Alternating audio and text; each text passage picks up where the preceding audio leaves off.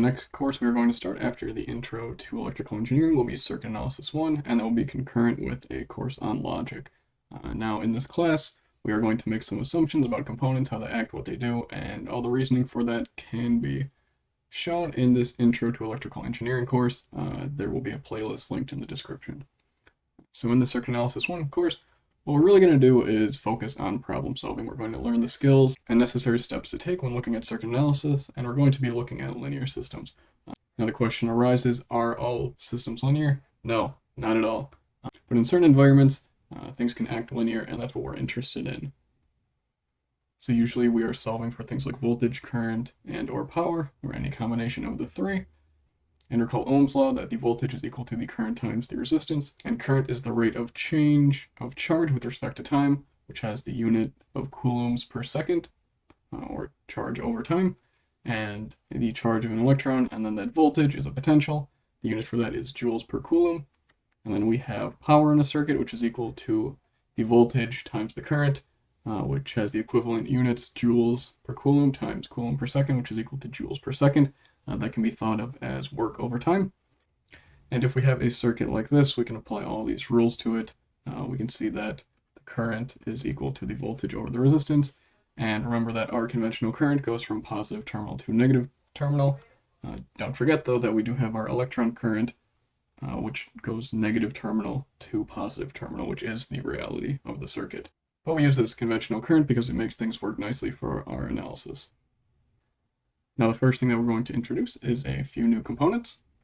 So typically we had this voltage source here, where it was just a plus and minus with a circle, and that represents really a DC source. We can also have this symbol, which usually represents a battery. And then we can have this plus and minus with the squiggly line in between, and that would represent an AC source. And these are all of our voltage sources. And this may be fairly new. It was hidden in the transistor video, but we have a current source, which is just an arrow, and that points in the direction that the current is going. So those are the independent sources. We can also have things called dependent sources, both for voltage and current. For the dependent voltage source, instead of a circle around the plus and minus sign, we have this diamond, where the value of that voltage can be some coefficient A, and then times some voltage in your circuit. And we'll see what that means in a second. Or we can have some coefficient times the current somewhere in your circuit. Similarly, we can have a dependent current source where we have the arrow in the direction of current with this diamond enclosing it. And again, we can have a coefficient B, and that can either be multiplied by the current or voltage in the circuit. So just because you have a dependent source, and if it is dependent on some current, it does not mean that it is a current source. It can be current or voltage, so that can get a little bit tricky. Now, if we want to look at a problem, we just have this circuit on the right here, where we have a voltage source, two resistors, then we have this dependent voltage source and then another resistor. The dependent voltage source is equal to 3 times V2, where V2 is just the voltage off this node right here. So if we want to find the current going through this right side of the circuit, what we can do, we can apply a voltage divider and say that V2 is equal to V times R2 over R1 plus R2. And then we can analyze the right-hand side of the circuit. So we know that the voltage of this dependent voltage source is just going to be 3 times our voltage over here, times this resistor ratio. And then we just have this resistor right here. So we have voltage source, a resistor, very simple. We can use Ohm's law. We can say that I is equal to 3 times our voltage source times that ratio of resistors, and that is divided by R3. So that's how we can start to look at circuit analysis with dependent sources. Now the next thing we want to talk about is power, and we want to look at absorbed or supplied power. In this case, we want to look at the absorbed power by the load. So we have 3 scenarios where we have this black box as the load, and we want to see what the power absorbed is and what that means if it's absorbed. So if the load is a resistor, we know that we would have a voltage, a current going into the resistor, and that the power would be absorbed. And we know that the equation for power is equal to V times I. And in this case, it is positive, so the load is absorbing positive power.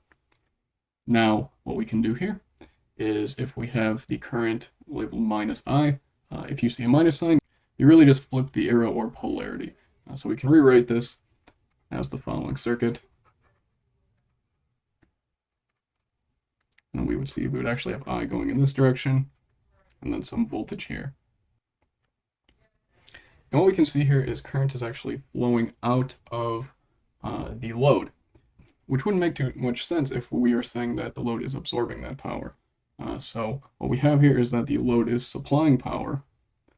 That is equal to V times I, and again, that is supplied. Now what we can also do here is say that if we look at this original configuration, if we keep this notation all the same, and we just say that power would then be equal to minus V times I, where that minus sign is because this is the value for the current, we would see that we would get a negative absorbed power, which again would be supplied. So the load is supplying the power, or it is absorbing negative power, which seems a little bit odd to say, but that is the convention that's used. Now we can look at the third example. Again, we can flip the sign and polarity, so we can rewrite this as the following. And now what we can see here is that we have current going through the side of the load, which if we trace it back, it would also be the same thing as saying current is going this way into the load, which is the exact same setup that we had over here. So again, we can say that P is equal to V times I. Again, it may be a little bit tricky, but you can also just take these values and you'd have P is equal to minus V times minus I, which would be equal to V times I, which is a positive value. So again, you would have the load absorbing positive power, which means that it's being absorbed, not supplied. So next time we're going to do a little bit more circuit analysis with independent and dependent sources.